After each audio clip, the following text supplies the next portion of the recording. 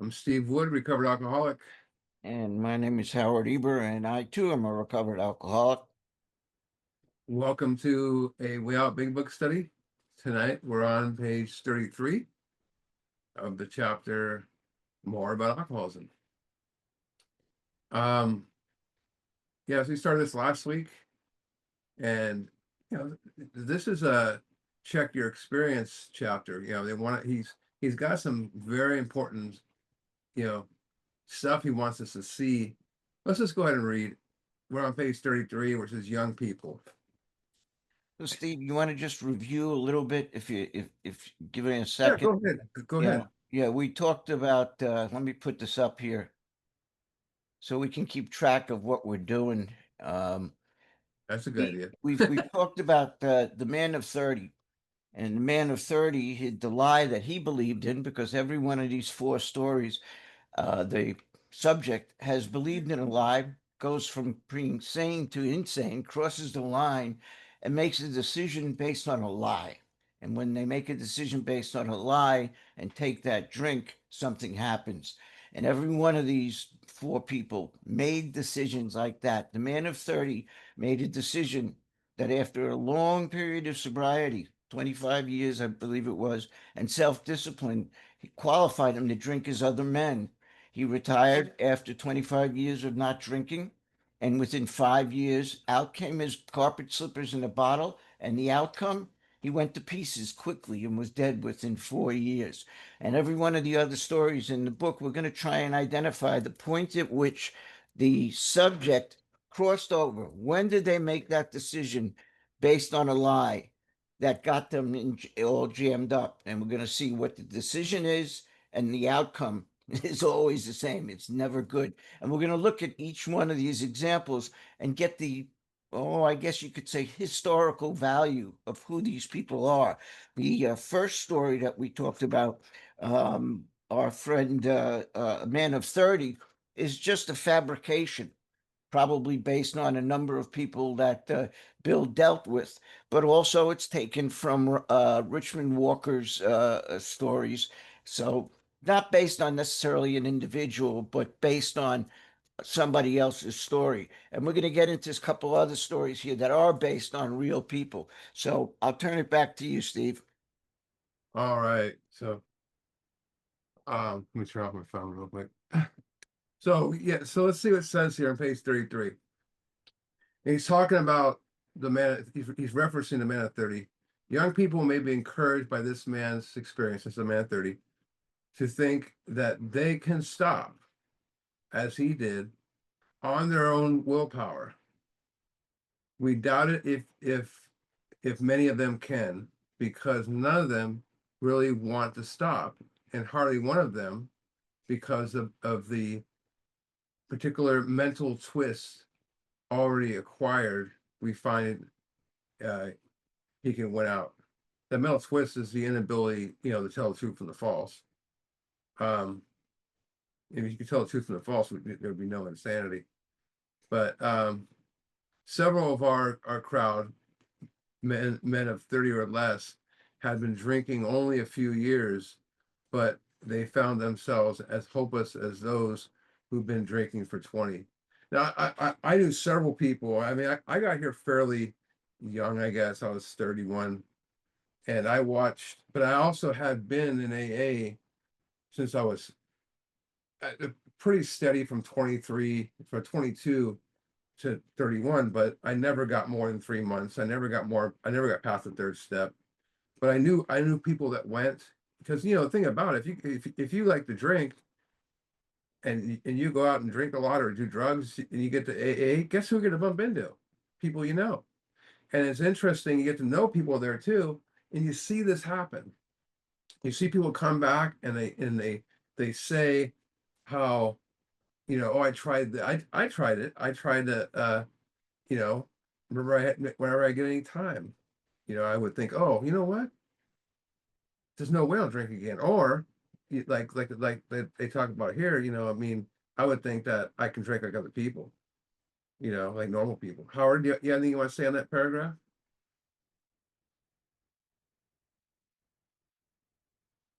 You're muted.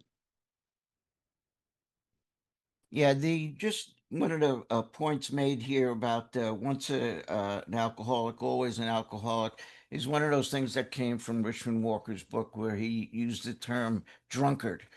In the early 30s, alcoholic was not a term that was used. They said once a drunkard, always a drunkard. And as Steve mentioned, this peculiar mental twist is what we're talking about, the insanity of the first drink, the point at which they cross over from being sane, which is making decisions based on the truth, to making a decision based on a lie. And for an alcoholic to make a decision or to take that first drink is crossing over into being insane. So we're going to look at what is the lie? What is this peculiar mental twist that every one of these guys fell prey to? All right. It says to be gravely affected, one does not necessarily have to drink a long time, nor take the quantities that some of us have. This is particularly true of women. Potential female alcoholics turn into the real thing and are gone beyond recall in a few years. I witnessed that happen many times. Certainly, certain drinkers who would be greatly insulted if called alcoholics are astonished at their inability to stop. Seen it happen too. We who are familiar with these symptoms see large numbers of potential alcoholics among young people everywhere, but try to get them to see it. Yeah, try that. Yeah, See what yeah, happens. yeah. As we look back, we feel we've gone on drinking a few years beyond the point we could quit on our own willpower. I mean, look back at your life as, see how it played See, out. Go ahead, Howard. yeah, I wanted to add something on that last paragraph. He began the sentence to be gravely affected. He could have chosen another word, seriously affected, but he chose gravely affected because I don't know about you, but when I hear the word grave or gravely, I have a mental picture of a hole 6 foot deep, and it's not a pleasant experience to be in there. But the point he's making here at the beginning of this paragraph is it's not about what you drink. It's not about how much you drink. It's not about how often you drink. It's not about how long you've been drinking. It's not about the consequences of your drinking. It's about the relationship that you have with alcohol in terms of power, choice, and control. He's talking about we don't have to have been drinking a long time, nor take the quantity some of you have. It's not about how much, it's not about what, it's not about the trouble that you get into. What's your relationship to alcohol in terms of power, choice, and control? That's what makes us the real alcoholics. And the last sentence is great, where he talks about potential alcoholics among young people, but try and get them to see it. I don't know about you, but I was bulletproof when I was 18. You couldn't tell me a damn thing. And people tried to. But let's be realistic. Why would we? Right? I believe there are three stages in the progression from using to drinking and drinking for fun, stage one, to drinking and using to function, stage two, and using and drinking to seek oblivion, stage three. So the first stage, drinking for fun, is what we're talking about with these young people. And why would they want to quit? When you came to me and told me the things that were going to happen to me if I didn't quit, I tell you, you're full of crap. It's not going to happen to me. That's your problem. So it's referring to the first stage in that progression. That's all. Let's continue. Well, here's another experiment, if we want to call it that. If anyone questions whether he has entered this dangerous area, let him try leaving liquor alone for 1 year. Good luck on that. If he is an alcoholic, not a hard drinker, and very, very far advanced, there's scat chance of success. That means like zero. And I've never seen anyone pull that off. I've never seen anyone pull that off. And early days of our drinking, we occasionally remain sober for a year or more and become serious drinkers later on. I've seen that happen. Though you may be able to stop for a considerable period, you may yet be a potential alcoholic. We think few whom this book will appeal can stay dry like anything like a year. Some will be drunk the day after, making their resolutions. I did that. Most of them within a few weeks. I mean, I have been doing book studies for over 20 something years, and this one I used to do a rehab for almost 15 years. You get 60 people came through there a month, through there every 45 days, and within weeks, most of them, as soon as they left, most of them would be loaded again. It was just like this revolving door, different faces, different names. And the same thing as Alcoholics Anonymous. I mean, there's 40 million big books printed since the fourth edition. Well, where are the 40 million big books? Where are the 40 million members? Let me say that, right? And it's because AA, NACA, it's a revolving door. Go back and just ask yourself, how many people? Oh yeah, I remember that one guy. Oh yeah, that one person. And some may not be real alcoholics, some might be, but when I said, try living liquor alone for a year, if you're a real alcoholic, that's impossible. Because even if you're not drinking, you can't leave it alone. The obsession is going to whip your ass every single time. And like he says, if you're a real alcoholic, there's scat chance of success. And you guys know what I'm talking about. It's happened to you time and time again that obsession is like a band playing in your head that won't turn off, that you don't want to listen to. But it tells you, and it tells you the lies Howard was talking about.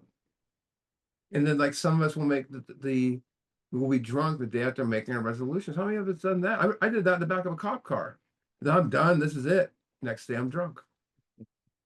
Howard, you got anything you want to add to that? Yeah, Steve made mention of this test. Let him try leaving liquor alone for a year if he's a real alcoholic and far advanced, there's scant chance of success. That is actually test number 5. Bill has already given us 4 other tests. And if you weren't here last week, let's take a second and go back to page 31, and I'll give you the 4. The paragraph begins with, despite all we can say.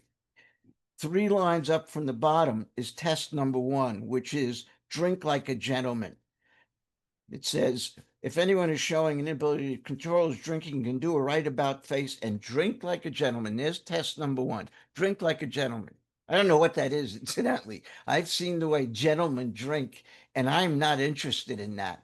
They do this little stirring ritual for a while, and then they'll get up and leave the table, and half the drink is still there. That's alcohol abuse, as far as I'm concerned.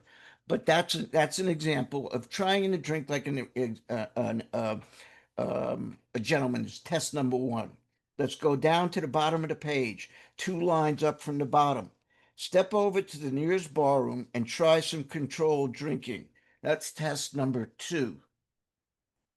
Try to drink and stop abruptly. Test number 3. Try it again, try it more than once. And because we're alcoholics, we will try it again because there was something wrong with the test the last time. So we're going to do that test the last time, and that is test number 4. There actually was a sixth test, not in this book. Marty Mann came up with it. Marty Mann, you may be familiar, was one of the founders of the National Council on Alcoholism, was one of Bill's sponsees. But Marty Mann had a test where she said, take 2 normal sized drinks. You decide what that is. And that's not taking a bucket and filling it full of Jack Daniels. Take a normal sized drink, whether you use a cup like this or you use a cup like this. Take 2 drinks a night for 30 days and then stop. Now, most people won't get to 30 days. And incidentally, you can't back up. You can't double. You can't not drink for 5 days and then have 10 of them. You have to drink 2 a day, 30 days, and stop. And most people will never make it to 30 days. So that would be test number 6 if we're counting. But that's not in the book, so we could just leave that out. But I just wanted to get caught up on what we're talking about here in terms of these various tests. Um, what else was there? Um, Though you may be able to stop for a considerable period, you may be yet be a potential alcoholic. We think few to whom this book will appeal. To whom this book will appeal. Remember, the book is meant to appeal to the alcoholic of the hopeless variety, the alcoholic of the desperate variety, the alcoholic who seeks recovery like a drowning man seeks oxygen. That's who this book is for. This isn't for the moderate drinker. This isn't for the light drinker. This isn't for the gentlemanly drinker or the lady drinker. It's for the hopeless, desperate variety of alcoholic. And the last line has something interesting. He says, some will be drunk the day after making their resolution. Is an interesting word, isn't it? Resolution. What's the difference between resolution and decision? They're not the same. A resolution is an empty promise. A decision has action.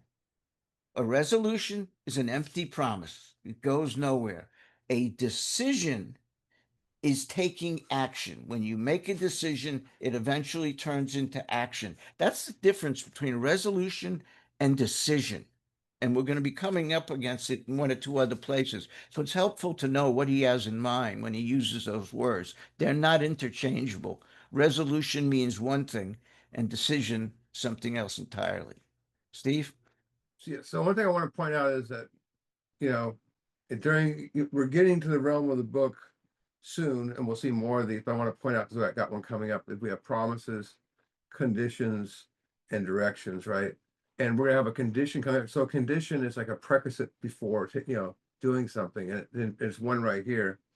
For those who are, it's not the type of condition towards the steps, but it's towards drinking. For those who are unable to drink moderately, the question is how to stop altogether.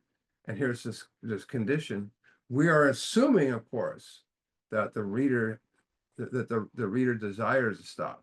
Now, one thing I want to point out about that, it's kind of a condition, because I've met a lot of people, including myself, I sponsored, and that I learned a long time ago, that never assume just because a guy is a drunk, or alcoholic, that he has a desire to stop. Now, also, just because a guy has a desire to stop, or a woman, doesn't mean they're going to stop, because that's the way that it works. So let's see what it says here. Whether such a person can quit upon a non-spiritual basis, that means without the steps, depends upon the extent in which they've already lost the power, whether he will drink or not. So talking about, if he's saying very nicely, in my honest opinion, that if you're a hard drinker, you don't, you may not need you can go with the non-spiritual basis. I've seen it happen. It's what meeting makers are. But many of us felt we had plenty of character. There was a tremendous urge to seize forever, yet we found it impossible. That's where it truly becomes a problem. When you want to stop, have it, like I was saying a minute ago, have a desire to stop, want to get well, but you're still drinking and using against your will. Because this is the baffling feature of alcoholism as we know it: the utter inability to leave it alone, no matter how great the necessity or the wish. That's the obsession. Remember, a definition of obsession I always say is the reoccurring, persistent idea of drinking, and it doesn't respond to reason, has no choice, everything in there with the mind. Howard, you want to comment on that? You're muted again.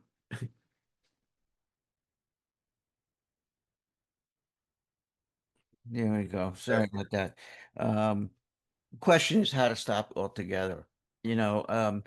I've been reading this book up to page 34, and I've got the point.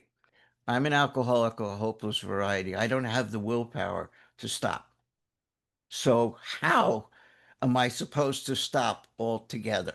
You just spent 34 pages convincing me that I don't have the willpower to stop. And you're telling me now the objective is to stop. And he starts to use some different language. He says whether such a person can quit on a non-spiritual basis. Non-spiritual basis. Up until this point, he was using terms like beyond human aid. We've placed ourselves beyond human aid. What is a non-spiritual basis? Well, how about meetings only? How about various self-help methods? That's what he's talking about in terms of non-spiritual. We can't quit on that. We need a spiritual basis enable for us to quit. That's simple. And when he says we've already lost the power to choose, remember back on page 24, we talked about that we've lost the power to choose to stop once we start because of the allergy. And we've lost the ability to choose to start when to start because of the mental obsession. So it the word choice is really ironic here because we can't choose to do anything. When it comes to alcohol, we have lost the ability to choose. And the last part of this paragraph is great. I think Kathy pointed this out to me that this is probably the best definition of alcoholism in the book, if you think about it. The baffling feature is the utter inability to leave it alone, no matter how great the necessity or wish. Is that not the best definition of alcohol? It's baffling, and it's baffling because of our utter inability to leave it alone, no matter how great the necessity or the wish. Perfect definition of alcoholism. Love it. Steve? You know, one thing I want to bring up is these are all questions that demand the reader's attention. And you're reading this, if like, let's say a person, there's a matter in the 30s or now, and they've never read this before, and they're looking at it and they're going, huh, they're pondering questions, they're deep. And here's a great question. How then shall we help our readers determine to their satisfaction, whether they're one of us? I don't know if I like the part where it says their satisfaction, because you know where that goes. They're going to draw their own conclusion. The experiment of quitting for a period of time will be helpful, but we think we can render an even greater service to the alcoholic sufferers and perhaps the medical fraternity.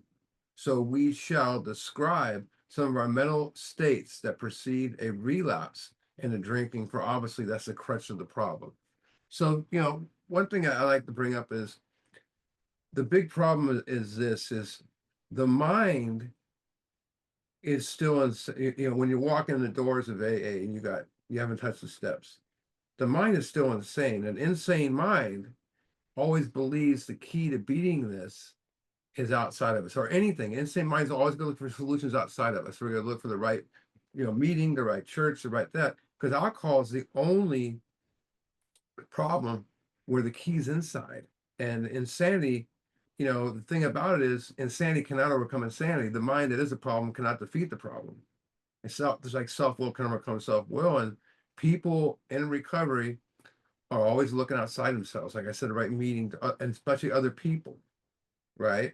And they believe that the program is trying to control their drinking by not drinking one day at a time, you know, and people shield themselves from temptation and wonder why they relapse. And they come back not without doing the steps and say, I guess I didn't go to enough meetings, having no clue that thinking is the problem, not knowing they must be restored to sanity, not knowing they must be have transformations the key.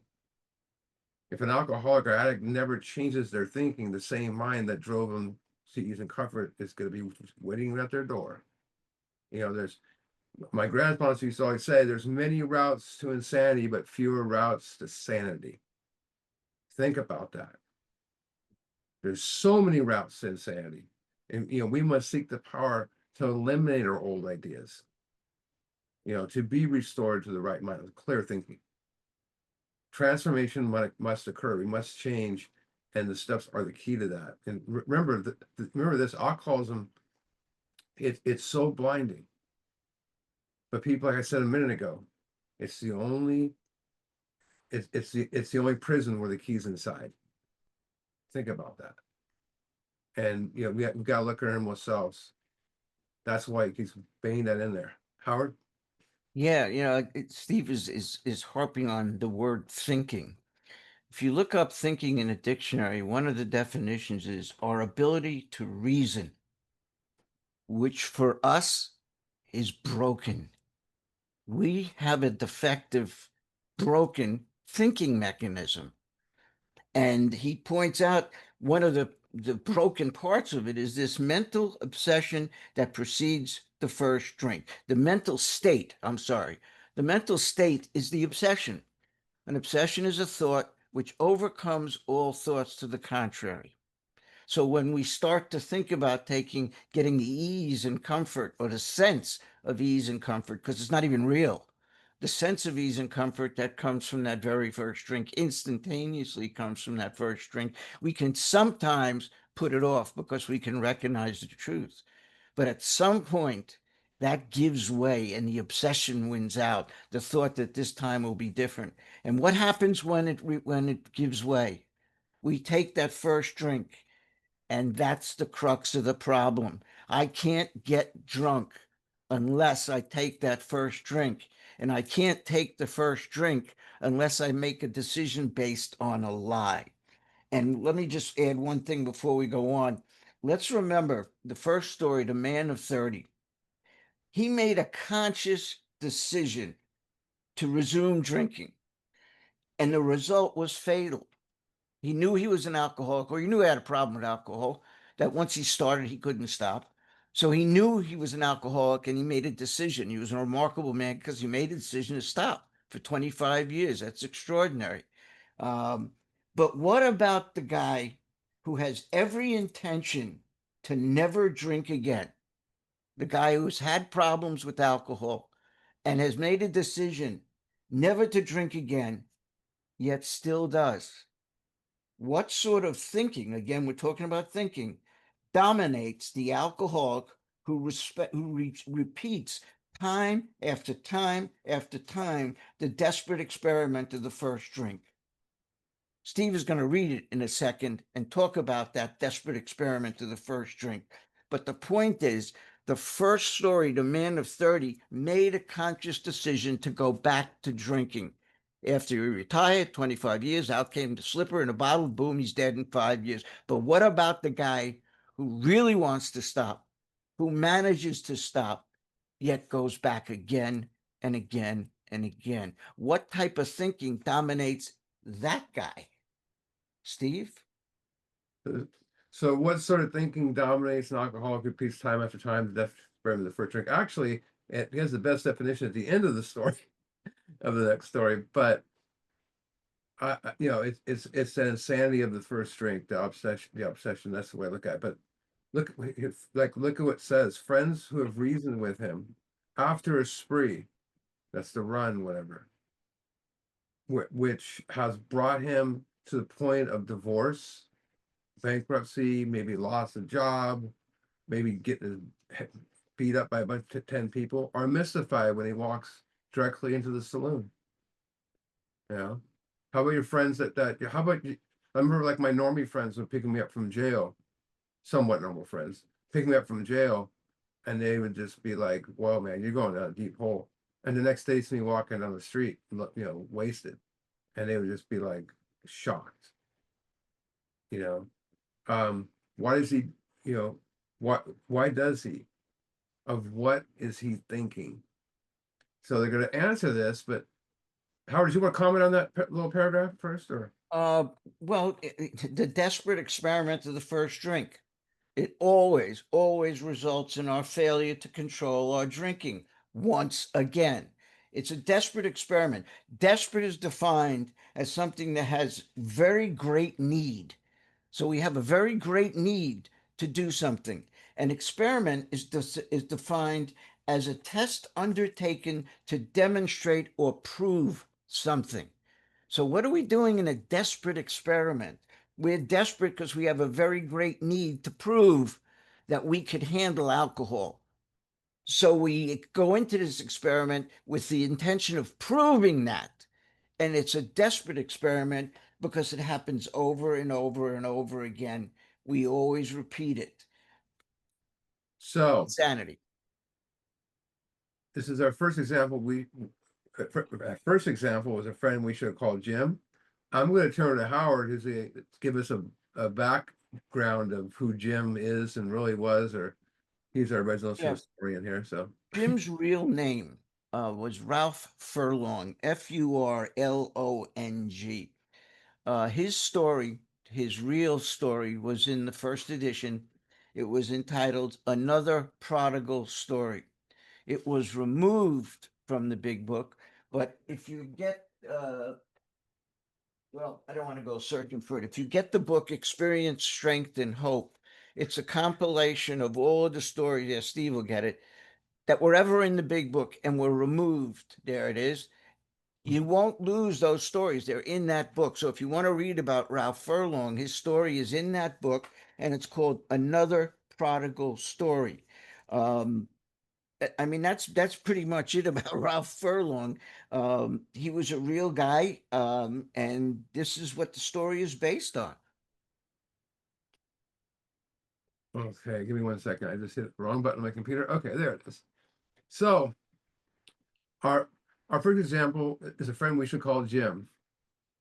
This man has a charming wife and family. That's good. He inherited a lucrative automobile agency. He had a commendable World War record. So one thing I want to point out is when you went to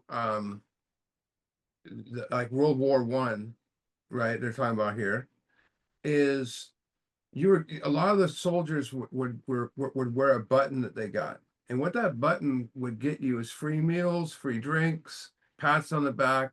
So he got some good stuff out of that. He is a good salesman. I think we're all good salesmen, right? Everybody likes him. He's an intelligent man, normal so far, as we can see, except for a nervous disposition. Perhaps maybe they're talking about that, restless, irritable, and discontent, that high anxiety, easily pissed off, and never satisfied thing. You know, who knows? But I think that's what they're getting at. He did no drinking until he was 35. Interesting. In a few years, he became so violent and intoxicated, he had to be committed. Now they call well, I guess they still commit people for getting violent. On leaving the asylum, he came into contact with us. Well, I'm pretty sure it's the other way around. They probably came in contact with him, but we told them what we knew about alcoholism. So what do they tell him that there's oh yeah, you just drink too much? No, they said, Jim, you have the mind that condemns you to drink against your will. You have that's the obsession. And you know, and when you drink, you develop final craving, blah, blah, blah, all loss of control. But the most important is they told him the answer they had found. And so they go from the allergy, the disease, to where they're speaking about discovering God is all the program of action. You know, um, they want to stop and know it's killing them, but they don't do the work. Howard, do you want to comment on that a little bit there? Yeah, he's an intelligent man, normal so far as we can see, except for a nervous disposition. We got a lot of nervous people in this chapter. Everyone's got their nerves are a little frayed. So he's got a nervous disposition. But the point I want to the point I want to emphasize is the statement normal so far as we can see.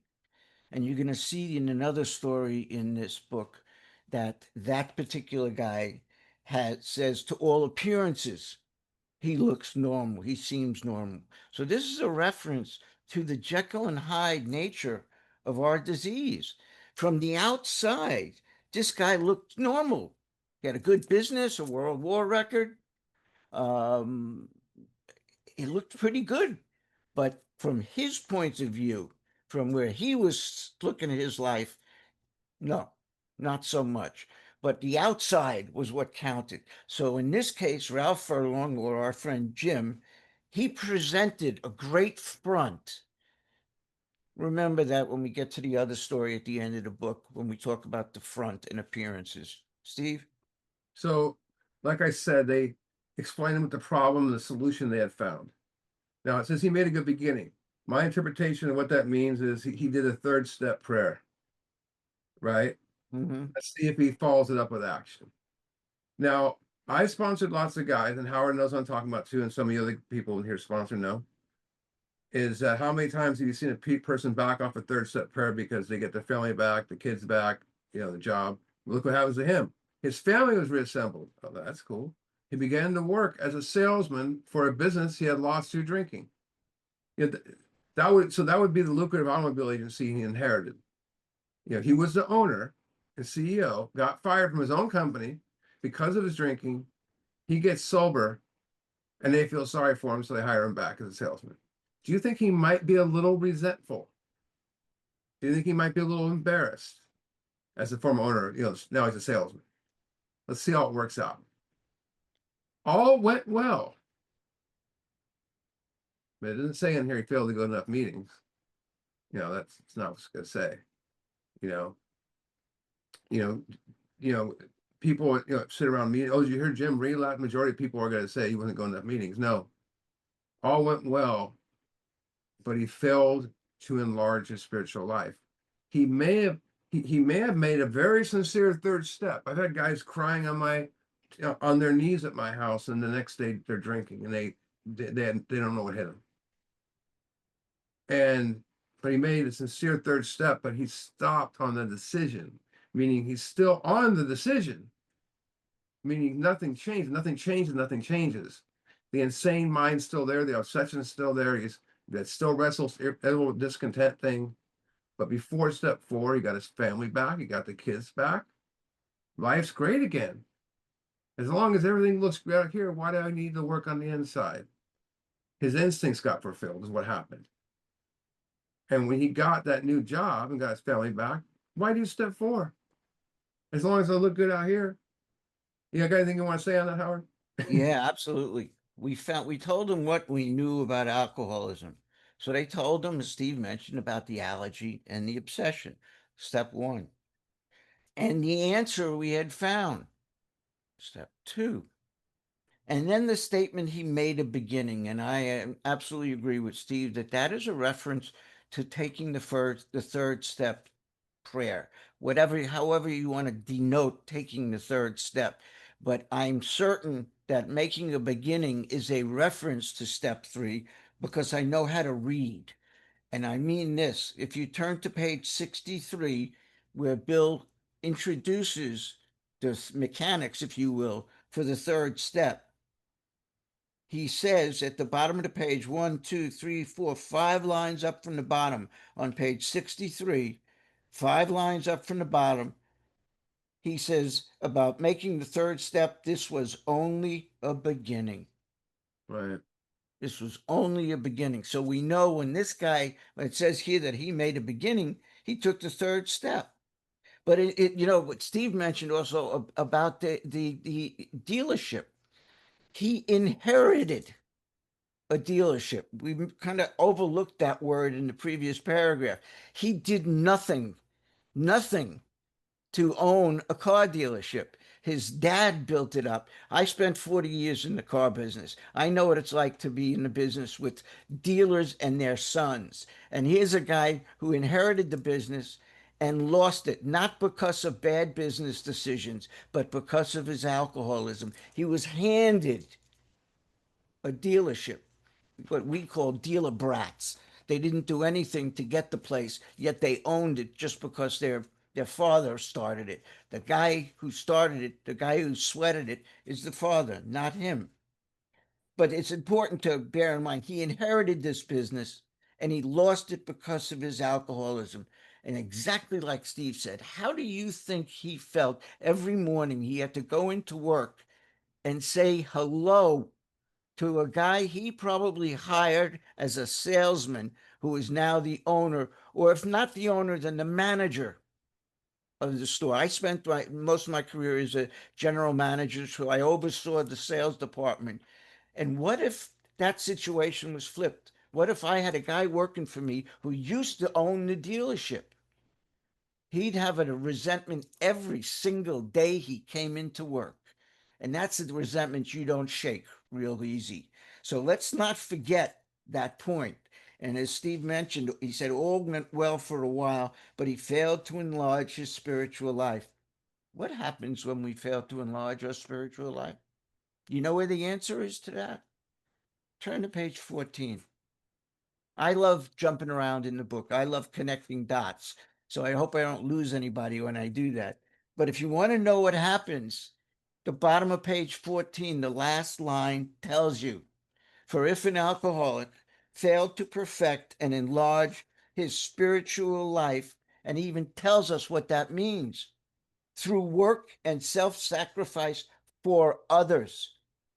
If he didn't do that, he couldn't survive the certain means absolute without question, the certain trials and low spots ahead.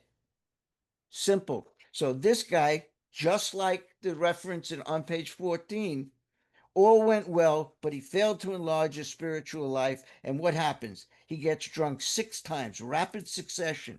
And these guys are good AA guys. They never walked away from him saying, he don't want it enough. He'll come back to us when he wants it. 6 times in rapid succession, he relapsed. And they worked with him every single time. And there's an interesting statement that ends this paragraph. It says, he agreed he was a real alcoholic. So he knew he had the allergy and the obsession and in serious condition. But here's also what he knew. He knew if he took that drink, one, he faced another trip to the asylum. Two, he would lose his family for whom he had deep affection. Keep that in mind. He knows he's a real alcoholic, and he knows that picking up that first drink will cost him his family and mean another trip to the rehab. Bear that in mind as we go on to the next paragraph. Remember what it said too on the real alcohol that if that a hard hard drinker can stop for a strong reason. Well, look at he knew if he faced another trip to the asylum, that's a strong reason, Yep, right? He failed that test. More, he would lose it. He would lose his family. He failed that test, yep. you know. And then, yeah, he got drunk again. So he loved his Self, family. The obsession went out. yeah. Went out. Self-knowledge failed. Self-knowledge is an inadequate, insufficient higher power because Jim knows the consequences of drinking again. He's going to lose his family. He's going to wind up in the nut house. He knows the consequences, which means self-knowledge is insufficient. It's not a higher power. It's not a sufficient higher power. So Steve?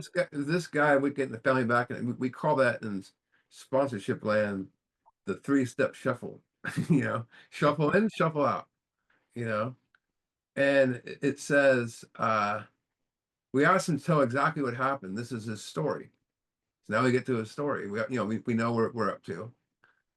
So as we go back, as I go through this or read this, you know, and you hear his thoughts, you're going to see a lot of I's, a lot of personal pronouns. So just think of all the I's in here. I came to work on Tuesday morning. I don't know what happened to Monday. Maybe forgot about it. I remember, We don't do Mondays. We don't right? do Mondays. There's that I again. I remember I felt irritated. So he has a resentment. So now he's admitting to that resentment we just, had a theory about.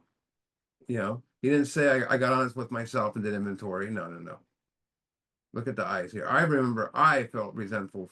I had to be salesman for a concern I once owned. I had a few words with the boss, nothing serious. Yeah, boss, I did this job better than you. Go to hell, get the hell away from me. F you. I'm out of here.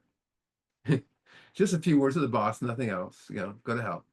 Um, then I decided to drive into the country. What's really driving him here? That's the question. Resentment. He's stuck in self-centeredness. He's completely out of his mind. Then I decided to drive in the country to see if my prospect for a car, might see one of my prospects for a car. That's convenient. On the way, I felt hungry. So I stopped at a roadside place where they have a bar. Got ahead of the eye. I had no intention of drinking. I thought I would get a sandwich. I also had the notion that I might find a customer for a car at this place, which was familiar. I've been going to it for years. I'd eaten there many times during the months I was sober. I sat down at the table and ordered a sandwich and a glass of milk. Still no thought of drinking. I ordered another sandwich and decided to have another glass of milk. So his mind at this point is selfish, self-centered. He has a resentment. And guess what? Here comes the drum roll. Here comes the italic writing. Suddenly the thought crossed my mind. If I were to put an ounce of whiskey in milk, it wouldn't hurt me in a full stomach. That's the obsession taking over. He didn't think of his family. He didn't think, to take out his phone list. He didn't think of to call the service center or a sponsor. Howard, you want to comment on this tidbit here? Yeah, yeah. Uh, just so much. Um, if we trace the last paragraph, each decision that he makes or each thing he does is moving him towards this. And there's still no thought of drinking. And incidentally, Steve mentioned the use of the word I. It's 26 times, 26 times on this page. In this paragraph alone, 19 times the word I is used. But the point is, when Bill says when he tells the story that suddenly the thought crossed my mind. You know what sound the obsession makes when it hits? Suddenly. That's the Right. sound an obsession makes when it strikes. Suddenly, the thought crossed my mind. If I were to put an ounce of whiskey in my milk, it couldn't hurt me on a full stomach. This is after 7 relapses in rapid succession. He still can tell himself that it couldn't hurt him. That's the absolute insanity. That's the lie. So if we're looking for the point at which this guy crossed over from sane to insane, that's it. That's it. And actually, if you want to go back a little bit further, the point at which he even went into the place, he could have gotten a sandwich anywhere else. I told you I Right. was in the car business. And in those days, that's what you did to sell cars. You got in the car and went to someone's house. It was like insurance sales. Today, it's a whole different ballgame. But in those days, there's nothing special about that. Getting in a car, getting the keys, going in the car, and seeing a client. But he went when he stopped for a sandwich. He didn't stop at a sandwich place. He stopped at a sandwich place that also had a bar. That is probably where the obsession started to work on him. He says, I ordered a whiskey and poured it in my milk. I vaguely sensed this is a strange mental blank spot.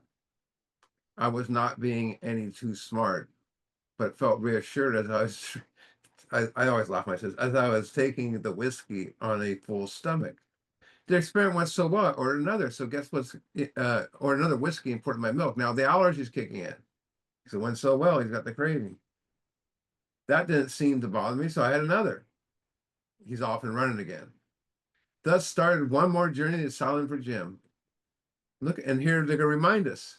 Here was the threat of commitment, the loss of family and position, to say nothing that, we kind of left this out before because until we get here, we get reminded to say nothing about the intense mental and physical suffering which drinking had always caused him.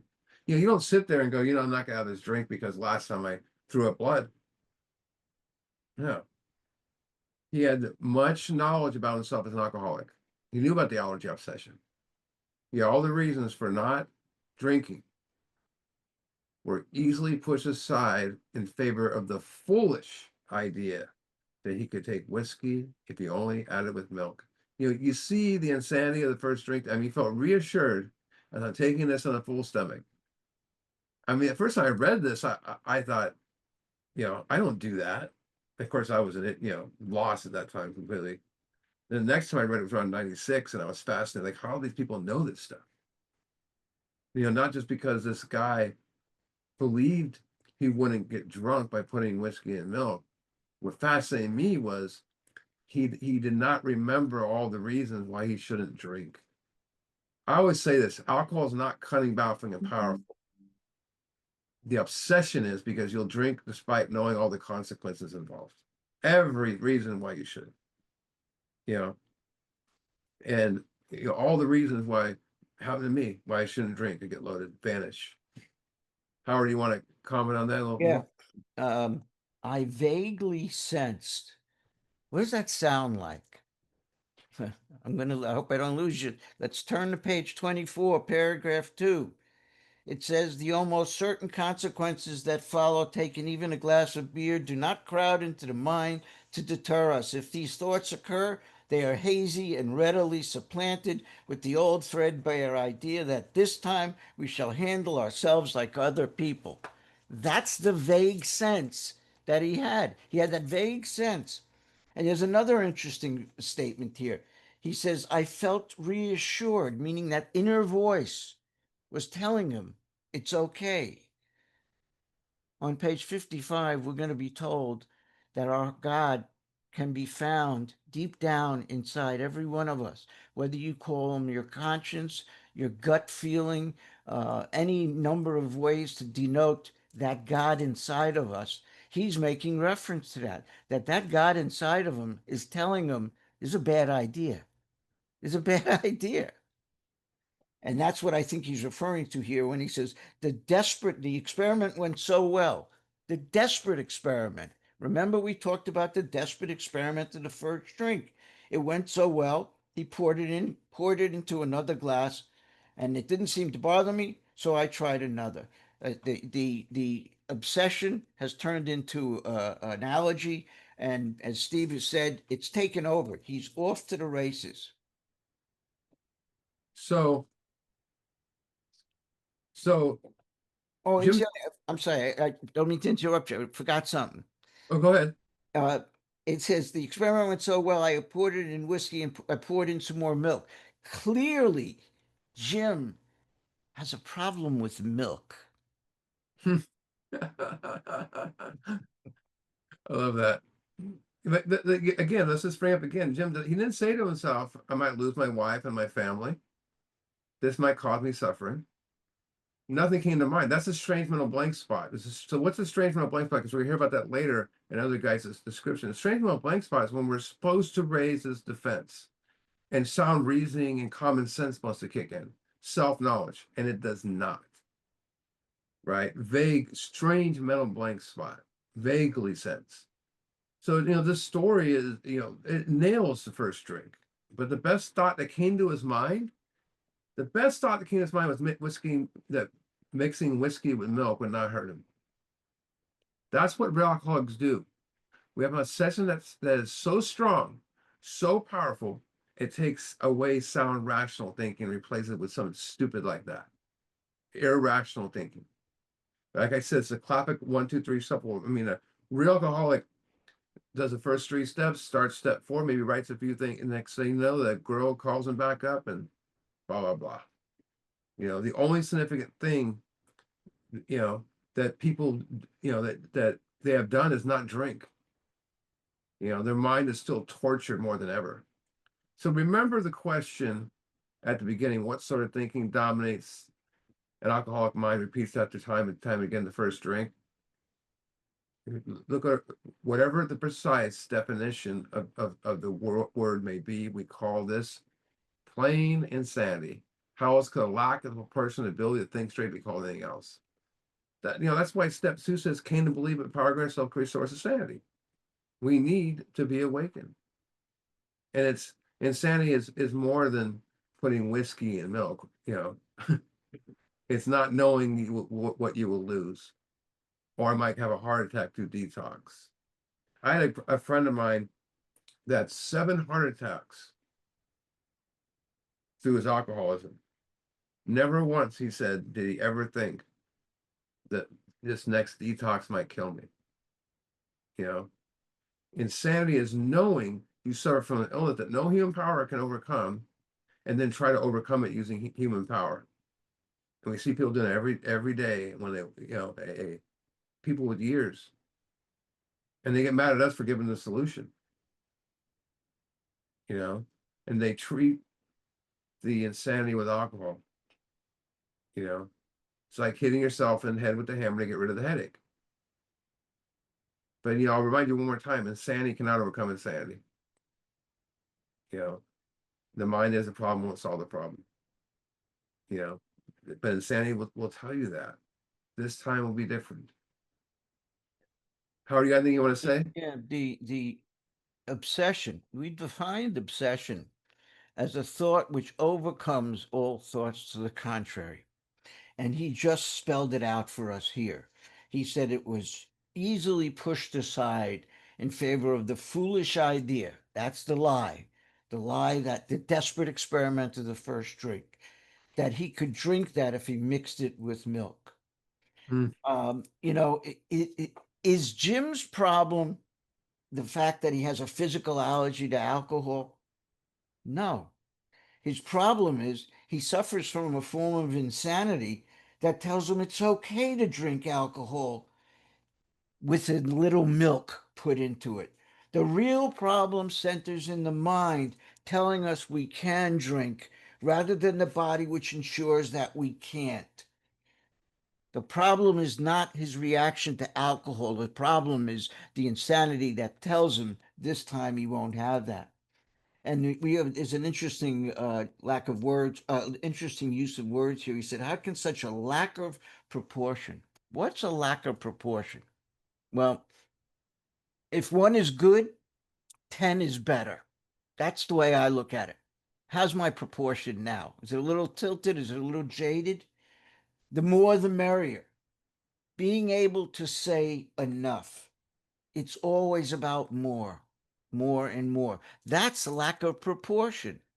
We cannot see the truth because it's been pushed aside by the lie. Thanks. Just run through this last little paragraph, and you may think this is an extreme case. To us, it's not far fetched. For this kind of thinking has been characterized of every single one of us, not some of us. We have sometimes reflected more than Jim did upon consequences, but there was always the curious mental phenomenon that parallels with our sound reasoning that invariably ran into insane trivial excuse for taking the first drink.